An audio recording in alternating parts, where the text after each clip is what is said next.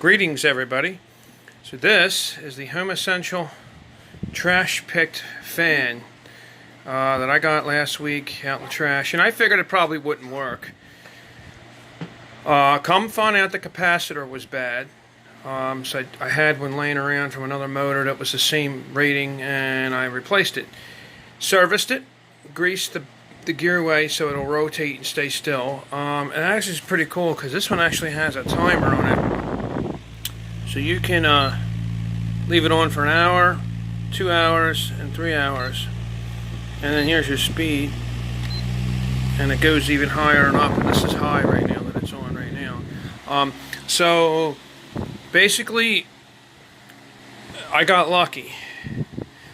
But if, just a little tech tip, if a fan does not work when you get it in the trash, you want to check the thermal fuse on the hot wire going into the motor. If you cut the thermal fuse off and touch the wires together and the motor runs, then it was the thermal fuse. You can run it without it. You could put a wire nut on there and it'll be fine. But just note that if the motor does ever overheat, it's just going to burn up.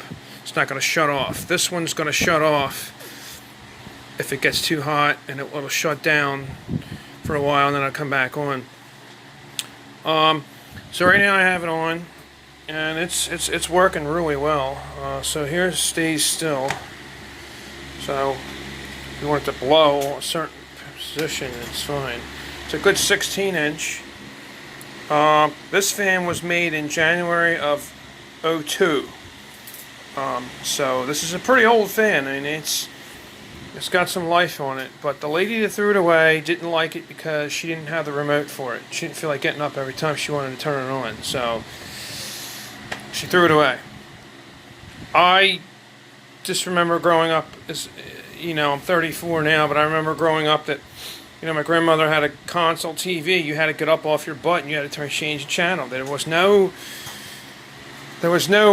modern conveniences and remotes and stuff, so that was a terrible reason for her to throw it away, but it's her loss, my gain. Like, subscribe, link in the description below. Cheers, folks.